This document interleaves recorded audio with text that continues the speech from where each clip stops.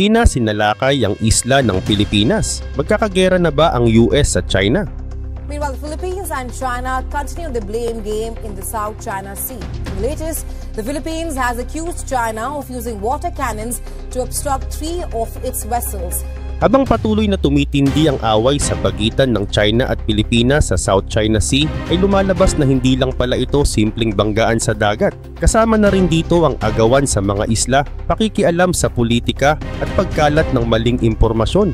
Dumating pa sa punto na pati ibang bansa tulad ng Amerika at Japan ay nakisali na rin. Pero ang tanong, saan kaya hahantong ang lahat ng ito? Posible bang mauwi sa isang malaking digmaan? Alamin natin kung ano ang totoong nangyayari at kung ano ang maaaring mangyari sa mga susunod na araw. Pero bago tayo magsimula ay baka pwedeng paki-like at subscribe ng video na ito. Malaking tulong at bagay na ito sa aming mga content creators. Maraming salamat po. Kaya naman simulan na natin. Military Airport, hawak ko kayo ulit.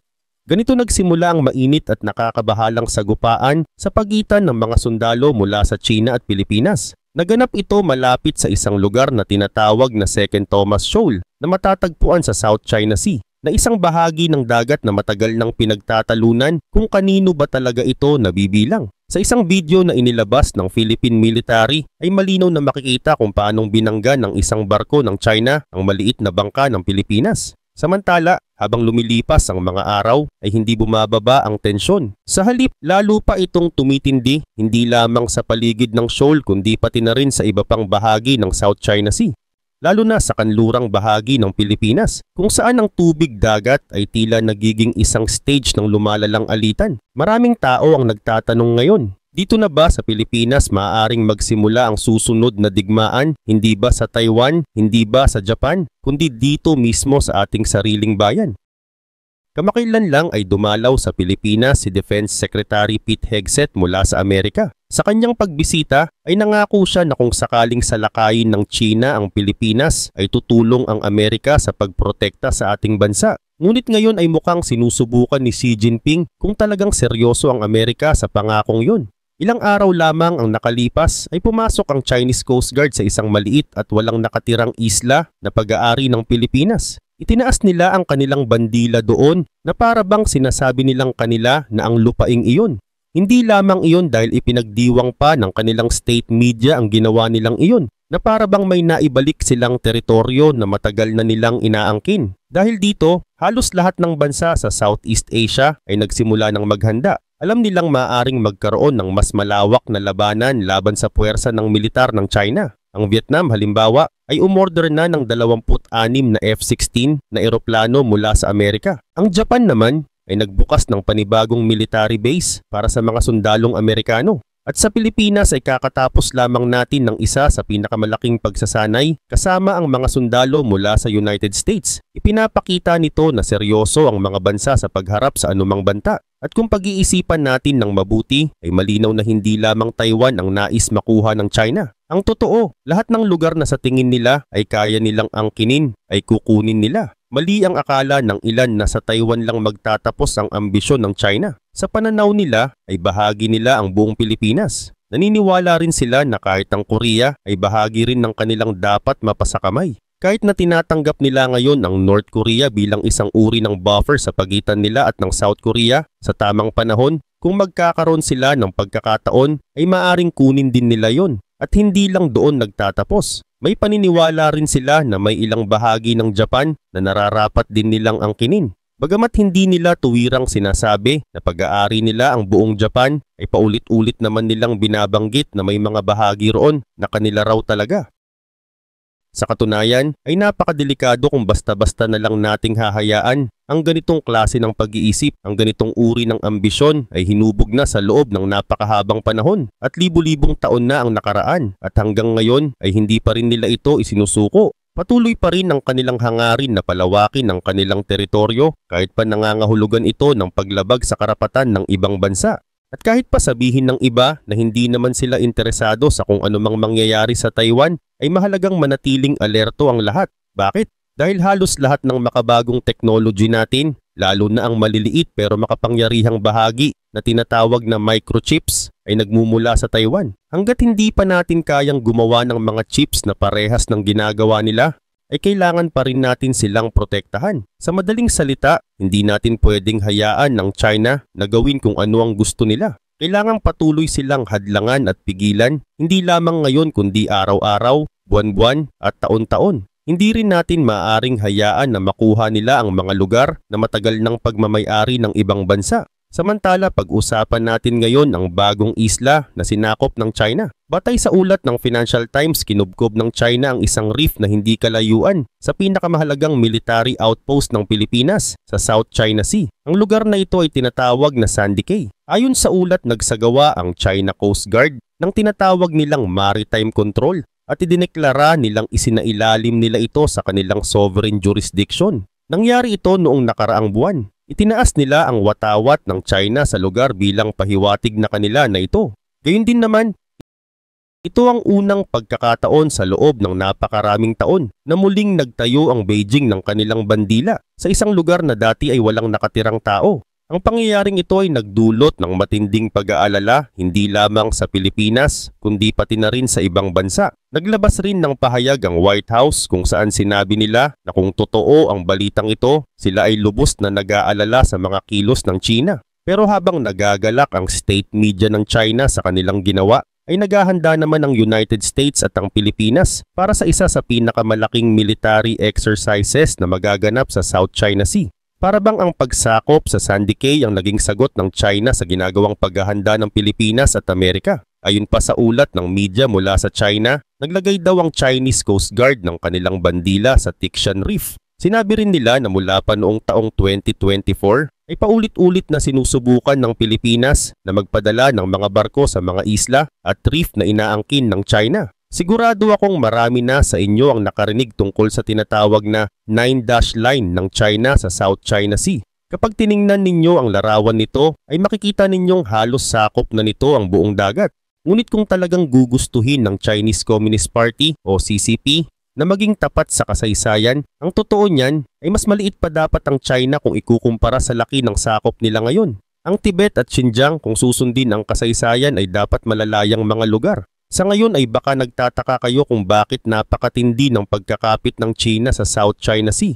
Ang dahilan ayon sa mga pag-aaral ay dahil sa ilalim ng dagat na ito matatagpuan ang humigit kumulang 28 billion barrels ng langis. Bukod pa riyan ay mayroon din itong tinatayang 266 trillion cubic feet ng natural gas. Pero hindi pa dyan nagtatapos ang halaga ng South China Sea. Isa rin itong napakahalagang ruta ng kalakalan. Noong taong 2023 ay tinatayang $5 trillion ang halaga ng mga produkto at kalakal na dumaan sa bahaging ito ng karagatan. Ngayon bakit nga ba gustong-gusto ng China na kontrolin ang lugar na ito? Simple lang ang sagot dahil halos kalahati ng langis na kailangan ng China ay inaangkat pa nila mula sa Middle East. Kapag nakuha nila ang South China Sea ay hindi lang sila magkakaroon ng sarili nilang pinagkukunan ng langis. Makokontrol pa nila ang ruta kung saan dumadaan ang langis mula sa Middle East papunta sa kanilang bansa. Pero ang malaking hadlang sa kanilang plano ay ang batas na tinatawag na international law.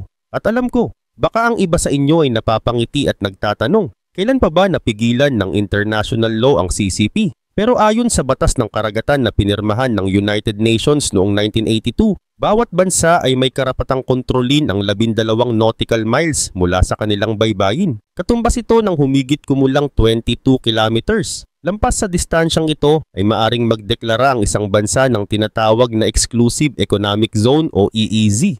Umaabot ito hanggang 200 nautical miles o halos 370 kilometers mula sa dalampasigan. Lahat ng bansang miyembro ng United Nations ay kumikilala at sumusunod sa batas na ito. Kasama na ang China. At dito nga ibinatay ng iba't ibang bansa ang kanilang mga claim sa South China Sea. Kumuha sila ng hanggang 200 nautical miles mula sa kanilang sariling baybayin. Oo, may ilang bahagi kung saan nag-o-overlap ang mga claim ng Vietnam, Malaysia, Myanmar at Pilipinas. Pero kadalasan, hindi naman ito nagiging malaking problema dahil nagtutulungan ang mga bansang ito para harapin ang mas malawak na claim ng China. Kaugnay pa nito, kilala nating lahat ang tinatawag na 9-dash line ng China. Sinasaklaw nito ang halos 70% ng buong South China Sea. At sa kasamaang palad ay ipinipilit nila ito ng buong agresibo.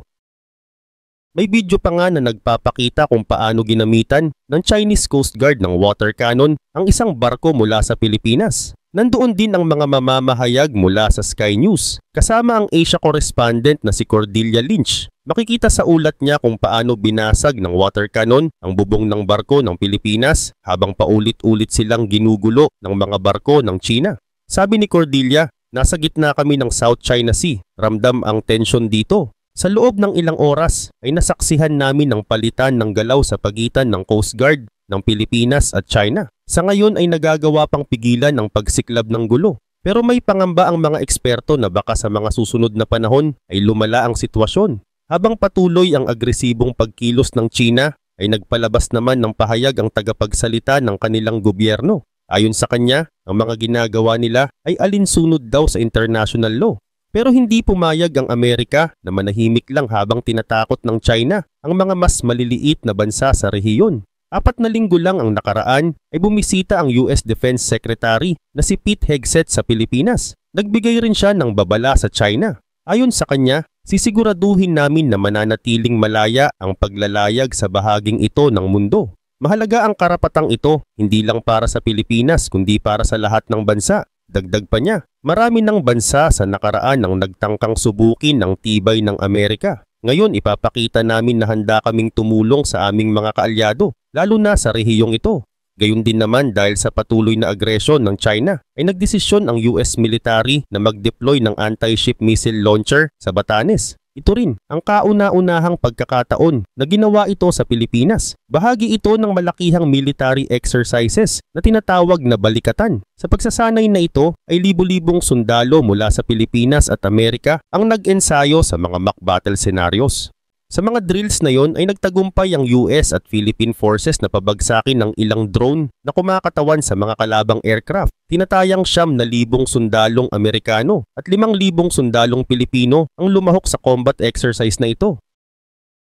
At bukod pa ron, humigit kumulang 260 na Australian soldiers ang sumama rin sa military exercises. Nandoon din ang maliliit na grupo mula sa Japan at ilang iba pang mga bansa na nagsilbing mga tagamasid habang nagaganap ang mga pagsasanay. Gaya ng inaasahan, mariin itong tinutulan ng China. Tinawag pa nila ang mga combat drills na ito bilang provocative o mapanulsol at para magpakita ng sarili nilang mensahe. Ilang araw bago pa man opisyal na magsimula ang exercise ay naglayag sa karagatan ng isang grupo ng mga aircraft carrier mula sa China. Ipinapakita nito na talagang ayaw ng China na lumalaban ang Pilipinas sa South China Sea. Dahil dito ay nagsimula na silang gumamit ng mga taktika na hindi patas at marumi. Hindi na lang sila nakikipaglaban gamit ang kanilang navy. Sa halip, sinimulan na rin nilang puntiryahin ng ilang mga opisyal ng gobyerno mismo sa loob ng Pilipinas. Samantala, 3 araw pa lamang ang nakakalipas nang mabunyag na ang embassy ng China sa Maynila ay kumuha pala ng isang PR firm.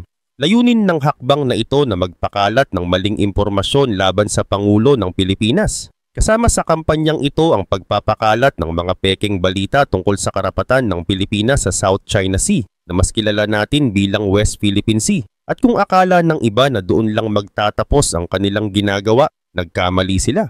Kamakailan lang ay binago na rin ang label sa Google Maps. West Philippine Sea na ang nakasulat. Siyempre hindi natuwa ang China sa pagbabagong ito. Kaya ngayon ay hindi na lamang nila dinadala ang laban sa dagat. Dinala na rin nila ito sa mismong loob ng ating bansa. Ayon sa mga ulat, nagsimula na umanong pondohan ng China ang ilang lokal na troll farm. Ang layunin nito ay maglunsad ng isang lihim na kampanya ng paninira at pagpapakalat ng maling impormasyon na nakatutok laban sa gobyerno ng Pilipinas at sa ilang mga senador. Sa isang pagdinig sa Senado ay ipinakita pa ng isang senador ang isang tseke. Ang halaga nito ay 930,000 pesos. Ayon sa senador, ito raw ang kabayarang ibinigay ng Embassy ng China noong taong 2023 sa isang marketing firm. Ang marketing firm na ito umano ang nagpatakbo ng isang network ng mga tinatawag nilang keyboard warriors o mga troll na nagkakalat ng propaganda sa internet. Nakakalungkot mang isipin pero hindi na bago ang ganitong style ng China. Sa katunayan, matagal na silang gumagamit ng bayarang troll. Hindi lang sa Pilipinas kundi sa buong internet. Makikita sila sa Twitter, YouTube at malamang ay mayroon din sa Facebook. At kung sa tingin ninyo ay iyan na ang pinakamasama, may mas nakababahala pang pangyayari. Isang pekeng Chinese account ang nagpost sa Twitter. Ayon sa kanila, 300 na tao lang daw ang namatay sa Tiananmen Square Massacre. Sinabi pa nila na mas marami raw sundalo ang napatay ng mga agitator na pinunduhan umano ng Amerika. Ang tweet na ito, bagamat halatang kasinungalingan, ay nakakuha ng 500,000 views. Isipin nyo, kalahating milyon ang nakakita sa ganoong propaganda. At hindi natin maisip kung gaano pa karami ang ganitong uri ng disinformation na kumakalat sa TikTok. Alam kong karamihan sa inyo wala namang TikTok, ako rin ay wala. Pero ang kabataan sa Amerika, nandoon sila araw-araw. At araw-araw din silang nabababad sa propaganda na nagmumula sa China. Ngunit ang mas nakakalungkot ay hindi ko maintindihan kung bakit hanggang ngayon ay hindi pa tuluyang ipinagbabawal ang TikTok. Naipasa na ang batas sa parehong kapulungan. Pinirmahan na rin ito ng presidente. Pero bakit hindi pa rin ito ipinagbabawal? Parang hinahayaan pa ring tratuhin ng China na parang karaniwang kakumpetensya lang sa negosyo. Para bang kapareho lang sila ng Japan noong 1980s. Pero hindi ganoon ang nakikita ng mga leader ng China. Para sa kanila, ang laban na ito ay hindi lang simpleng competition sa negosyo. Isa itong laban para sa kanilang kaligtasan. At dahil dito ay handa silang gumamit ng lahat ng uri ng taktika kahit pa ito ay mababa at hindi pantay, basta lamang makalamang. Dagdag pa rito noong taong 2011, si Shinzo Abe ay tumatakbo pa lamang bilang Prime Minister. Alam niyang kailangan ng Japan ng pagbabago. At nang siya ay mahalal, mabilis niyang ipinatupad ang mga reforms. Pagkatapos ng 10 taon ay nagkaroon ng kahangahangang pag-angat ang ekonomiya ng Japan. Isang patunay na kapag may matapang na leader at tamang mga reforms ay posible ang pagbangon. Gayun din naman umaasa ang marami na darating din ang panahon na maintindihan ito ng mga leader ng China. Pero kung minsan, kailangan pa talaga ng isang matinding panlabas na puwersa bago mapilitang magbago ang isang gobyerno. Huwag nating kalimutan, ito rin ang parehong China na sinadyang nagpapasok ng fentanyl sa Amerika. Ang drogang ito ang naging sanhi ng pagkamatay ng milyon-milyong Amerikano. Sa harap ng publiko, sinasabi ng Chinese Communist Party na gusto raw nilang tumulong sa Amerika upang pigilan ang paglaganap ng fentanyl. Pero ang totoo, kabaligtaran ang kanilang ginagawa. Tuwing humihingi ng tulong ang mga investigador mula sa Amerika para mahuli ang mga taong sangkot sa paggawa at pagkalat ng fentanyl sa China, ay hindi lang sila tumatanggi. Binabalaan pa nila ang mga sangkot upang makapagtago at maipagpatuloy ang kanilang ilegal na negosyo. Kaya malinaw na aktibo silang nagpapasok ng mga droga na pilit nating pinipigilan. Siguro panahon na para tigilan na ang pagtrato sa kanila na parang karaniwang kakumpetensya lang sa negosyo. Sa tuwing makikipagnegosasyon sa China, hindi lang ito dapat umiikot sa dami ng trade. Dapat kabilang dito ang lahat ng hinaing laban sa Chinese Communist Party. Kasama na rito ang pagprotekta sa intellectual property ng mga negosyanteng Amerikano at higit sa lahat ang pagpigil sa paglaganap ng fentanyl. At pinakaimportante sa lahat, dapat tiyakin na ang laban ay magiging patas. Kung pinapayagan na makapasok dito sa Amerika ang mga negosyo mula sa China para magbenta ng kanilang mga produkto, patas lamang kung ganoon na dapat din namang bigyan ng pantay na pagkakataon ang mga negosyanteng Amerikano na makapasok sa China at makapagbenta rin. At ang mahalaga, hindi na nila kailangang mag-alala na baka manakaw lamang ang kanilang mga produkto o ang mga ideya na pinaghirapan nilang buuin. Alam ni Xi Jinping na ang tunay na layunin ng Amerika ay hindi lamang basta tungkol sa usapin ng trade deficit o kakulangan sa balanse ng kalakalan. Mas malalim pa rito ang issue. Kaya naman pinatatagal niya ang mga negosasyon. Ngunit hindi niya ito ginagawa sa karaniwang paraan kundi sa isang kakaibang estratehiya na talaga namang nakatawag ng pansin. Sa kabila ng patuloy na paghina ng ekonomiya ng China at kahit nagsimula na ang ilang opisyal ng China na makipag-usap sa mga opisyal ng Amerika sa harap ng publiko, ay patuloy pa rin silang nagpapanggap na tila ba walang nagaganap na kahit anong pag-uusap o consultation. Ayon mismo sa tagapagsalita ng China, ang lahat ng problema ay dapat resolbahin sa pamamagitan ng maayos na pag-uusap. Hindi dapat gamitin ang pamimilit o pagbabanta. At kung magkakaroon man ng pag-uusap, ito ay kailangang nakabatay sa pagkakapantay-pantay, respeto at kapwa-benepisyo. Dagdag pa nila, ang lahat ng mga ulat na nagsasabing may nagaganap na pag-uusap ay pawang kasinungalingan. Sa pagkakaalam namin, wala pang nagaganap na kahit anong consultation o pag-uusap tungkol sa mga taripa. Ngunit isang nakakagulat na pangyayari ang biglang naganap. 12 hours lamang matapos ang pahayag na yon ay may nakakita at nakuhanan pa ng litrato ang isang mataas na opisyal ng China na pumapasok mismo sa gusali ng US Treasury Department sa Washington DC. Ayon sa ulat, sinubukan pa ng ilang opisyal mula sa China na pigilan ng photographer at pinilit pa nilang burahin ang mga litrato mula sa kanyang telepono. Ngunit tila nakalimutan nila na hindi ito China. Nasa Amerika sila kung saan malaya ang pamamahayag at hindi maaaring basta na lamang hadlangan ng media. Batay sa ulat, bandang alas 7 ng umaga noong April 24, isang mataas na opisyal mula sa Ministry of Finance ng China ang namataan sa US Treasury Department. Kasama niya ang hindi bababa sa 10 aides na may mga ID na nagsasabing sila ay mula sa China at dumadalo sa G20 Finance Ministers Meeting. Sinubukan pa rin ng mga opisyal ng China na harangin ang mga miyembro ng media. Ngunit ayon sa mga mamamahayag, wala kayong karapatan na hadlangan ang press dito sa Amerika. Ngunit ang ganitong taktika ay hindi na bago. Hindi ito ang unang beses na ginamit ni Xi Jinping ang ganitong estratehiya. Ganito rin ang kanyang ginawa noong una siyang humarap sa administrasyon ni Donald Trump noong taong 2018. Noong pinatawan ng Trump administration ng mabibigat na taripa ang mga produkto mula sa China, ang naging tugon ni Xi Jinping ay hindi makipagsagutan o makipagbangayan. Sa halip, pinatagal lamang niya ng pinatagal ang mga pag-uusap. At nung nagkaroon na sila ng trade deal ay halos patapos na ang termino ni Trump. Ang akala noon ni Xi Jinping baka ang susunod na presidente ng Amerika ay magiging mas malambot sa China at magiging mas madali silang makipagkasundo. Subalit nagkamali siya dahil nung maupo si Joe Biden ay lalo pang nadagdagan ang mga sanctions at taripa laban sa China. Hindi lang iyon. Sinigurado pa ng Amerika na hindi makakalamang ang China pagdating sa teknolohiya ng artificial intelligence. At ngayon ay bumalik na muli si President Trump. At kung dati ay buong lakas na ang kanyang diskarte, ngayon ay mas dinoble pa niya ang kanyang mga hakbang. Alam ni Xi Jinping ang pagbabagong ito. Kaya inuulit niya ngayon ng dati niyang taktika, ang patagalin ng mga pag-uusap. Ang alok niya, tanggalin muna ang mga taripa saka tayo mag-uusap. Ngunit hindi na pumapayag si Trump sa ganitong laro. Ngayon ay gusto niyang si Xi Jinping mismo ang tumawag at makipagkasundo. Hindi na siya papayag na ang mga mabababang opisyal lamang ang makipag-usap.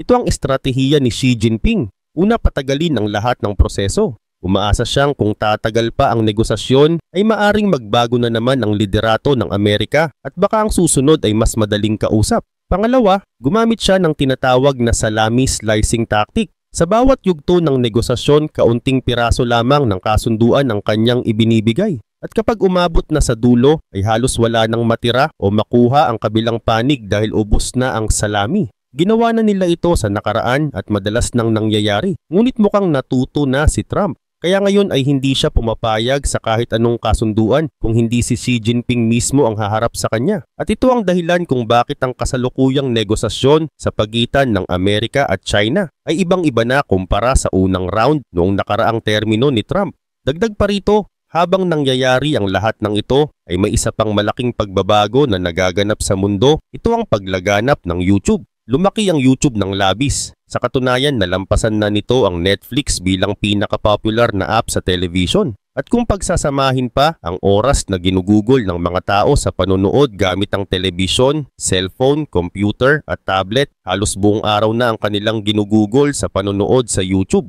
At alam ba ninyo kung gaano kalaki ang kabuuang binabayad ngayon ng YouTube sa mga creators? Umaabot ito sa $45,000 kada minuto. Ibig sabihin $64 million kada araw. Kung matagal na ninyong iniisip na gumawa ng sarili ninyong YouTube channel, ay maaaring ito na ang tamang panahon para subukan.